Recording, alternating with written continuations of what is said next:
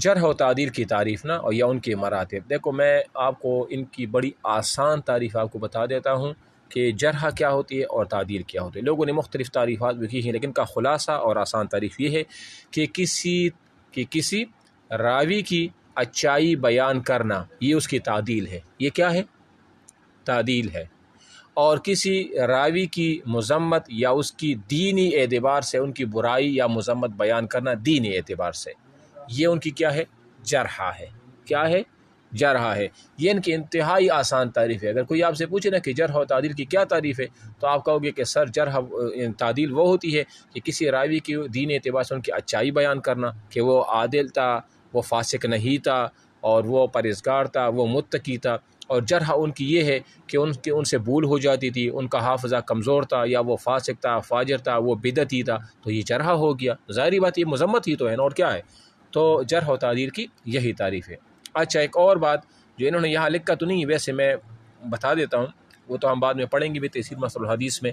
پھر جرح اور تعدیل ان کی دو قسمیں ہیں. کتنی قسمیں ہیں؟ دو قسمیں ہیں. دیکھو ایک جرح مفسر ہے اور ایک جرح مبہم ہے. اس طرح تعدیل کی بھی دو قسمیں، ایک تعدیل مبہم ہے اور ایک تعدیل مفسر ہے. ٹھیک ہے نا؟ یہ ان کی قسمیں بعد میں جب ہم ادھر پڑھیں گے تو میں آپ کو ان کی وہ کروں گا، تشریح بھی کر دوں گا. اچھا جی، الفاظ تعدیل کون کون سے ہیں؟ کہ اگر ایک راوی کے بارے میں جب ان کی تعدیل کی جاتی ہے تو علماء محدثین ان کی کون کون سے وہ بتاتے ہیں الفاظ. پڑھو.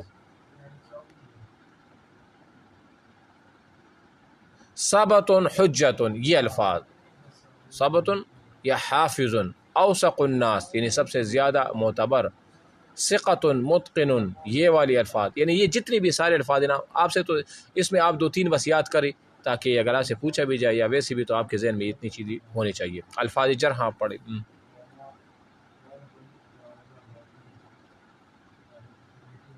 ہاں، اکذب الناس، یعنی اس طرح کہا جاتا ہے نا کسی راوی کے بارے میں جب ان کی جرح ہوتی تو وہ کہتے ہیں اکذب الناس فلان، یعنی فلان تو سب سے زیادہ لوگوں میں سب سے زیادہ جھوٹ بولنے والا ہے. دجال کذاب، دجال مطلب جھوٹا ہے، کذاب زیادہ جھوٹ بولنے والا. اور وضاع، وضاع کا مطلب ہے کہ وہ حدیث کو وضع کرتا تھا، یعنی یہ مطلب ہے. متہم بالکذب، یعنی کہ ان کی متہم بالکذب ہے، یعنی اس پر یہ تہمت لگائی گئی ہے کہ وہ جھوٹ بولتا تھا.